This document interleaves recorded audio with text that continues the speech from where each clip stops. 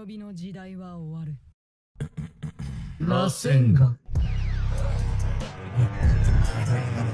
Otsutsuki clan is not what you think. Yeah, at least that's the topic for today's discussion. But more precisely, today I'm trying to uncover the truth about the Otsutsuki clan, the two statues that exist in different dimensions, and the chakra fruit itself as the ultimate goal of the Otsutsuki clan. But before that, I'm Nim. But please help me boost the algorithm by liking this video. Thanks, guys. So yeah, first of all, and before this explanation goes deeper, there is a culture that I'm sure we all agree that talking about an organization or something called a clan, of course, there are always members who have their own ideals that may not be in line with the principles of the clan itself. And in the world of Naruto or Boruto, one of the most memorable things in the ninja world is, of course, the Uchiha clan. After all, one of the members of that clan held principles or an ideology that completely opposed the clan itself, ultimately becoming a traitor to it. But since this relates to our main topic about clans themselves, sometimes we know that when someone betrays their own clan, it doesn't necessarily mean they are entirely wrong or bad, right? And yeah, although the simplest example would be Itachi, there are certainly other examples as well that I think are no less important. And of course, all of this still connects to our main topic for today. Aside from Itachi, who became a traitor to his own clan, there was also a shinobi from the Hyuga clan named Neji, who deeply hated his clan because he was born into a branch family. That hatred grew even stronger when Neji learned that his own father, who was also from the branch family, was forced to die, or rather, sacrifice himself to protect the main clan. And besides having to sacrifice themselves to protect the main clan, in the Hyuga organization, also Neji as a branch clan has a curse seal on their forehead. It was a control over the branch clan that was deliberately created by the main clan. And therefore, Neji, who came from the branch clan, had a goal to abolish that system from the Hyuga clan. Yeah, although unfortunately, until the end of his life, Neji could not realize his dream. He died along with the loss of the curse seal on his forehead. Even not only in the human caste, the Otsutsuki themselves also certainly have a culture that is the same as the shinobi in general, especially those who have a clan. And as we know, that Otsutsuki who became a traitor was Kaguya.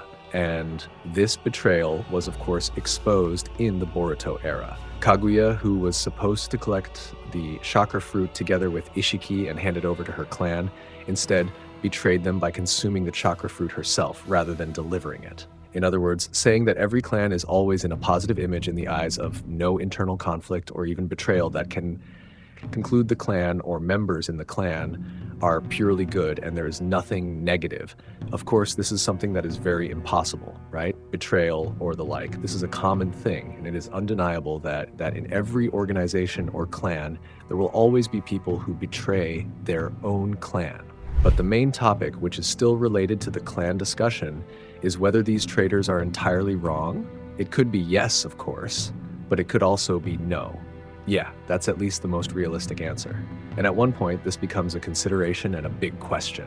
First, does Kaguya betraying her clan mean that she is truly at fault? Secondly, does a statue that is in a different dimension between lava and ice embody or rather represent that they are two different types of Otsutsuki? That is to say, the Otsutsuki that is in a lava dimension, he presents a trait or something that concludes that he is an evil Otsutsuki. Whereas for those who are in the ice dimension and radiate a blue aura or light, it is just the opposite. In other words, red is evil and blue is good. Yeah, what do you guys think? But briefly, for some of you who don't know and want to find out where exactly the two statues are located, more precisely for the ice statue, it is in a dimension during the Boruto era. When Sasuke traveled between dimensions to track information that Kaguya possessed, Sasuke found a mysterious place with a large statue emitting an aura or blue color. That happens in episode 54. Meanwhile, the statue with a red aura or color appears more precisely after episode 55. At that moment, it continues Momoshiki's pursuit of Kaguya, who previously met Sasuke in the ice dimension. In the next episode, Momoshiki and Kinshiki visit a lava dimension, and there we can see a large statue standing. So yeah, that's the brief summary. However, I have a crazy theory that might actually make some sense. We know that before becoming planetary conquerors who absorb the energy of each planet and destroy them, doing this repeatedly to every planet, the Otsutsuki clan might originally have been cosmic guardians, or more plausibly, they were actually celestial beings who maintained the balance of the universe. And the chakra tree, which we know actually destroyed a planet, was originally meant to be a source of life energy. But due to some ambition and other factors, everything changed and became what we know now. Yeah, I know this might sound a bit hyperbolic, but what do you guys think? Does it make sense? But yeah, like I said just now, the Otsutsuki clan ended up being a clan that became a big split with two different ideological groups. The good group thinks and believes that the chakra fruit is a blessing to be shared. It should be used to create peace or something like that among the world. While in the other group, they assume that chakra or chakra fruit is the ultimate weapon and only the strongest beings deserve to possess and consume it.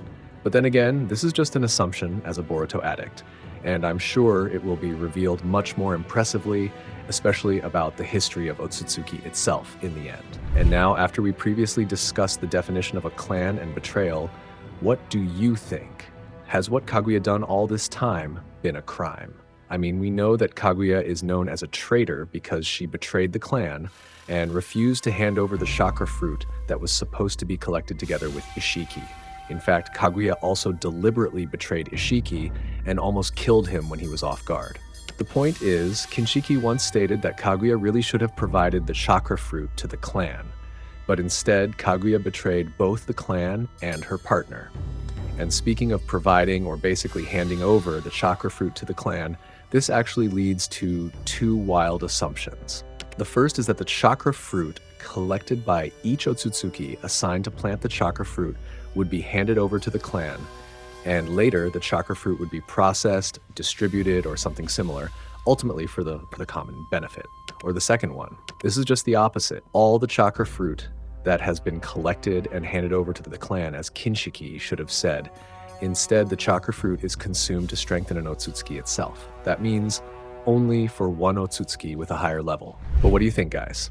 Because if the actual fact is the second, then certainly what Kaguya did was not an absolute mistake. She tried to betray the ideology of the Otsutsuki system itself and tried to become strong and fix everything. And the plot twist is, at the end, it is revealed that Kaguya is the one who tried to destroy the ideological system of her own clan. Yep, you're right. This is just a crazy analysis and theory. But if, based on the initial point that mentions if in every clan there are traitors, of course we cannot deny that in every clan there will always be traitors. But the difference is, every betrayal is not necessarily completely wrong, although there will always be innocent victims. And after we break down and analyze the purpose of the chakra fruit and Kaguya, this is the most important point. Two Otsutsuki statues with different locations, the lava dimension and the ice dimension. But again, this is just a theory that is quite crazy and still has something to do with the Kaguya itself. After I previously assumed that Kaguya was an Otsutsuki who tried to betray the clan and become strong so that she could destroy the evil ideology of the clan itself, it turned out that Kaguya was the second Otsutsuki who tried to do the same thing.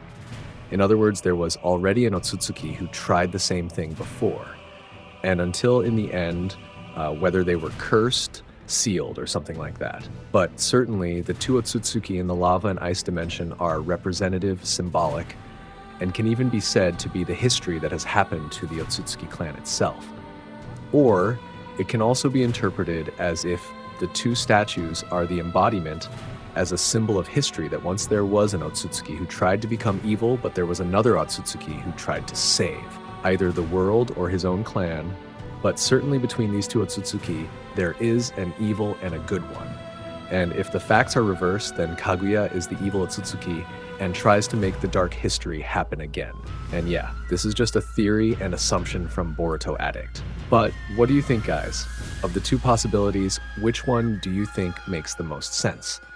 But if I may conclude, somehow the second option for me makes the most sense. Kaguya is trying to recreate the bad history of her own clan and become a traitor. But whatever it is, I'll be happy to hear it.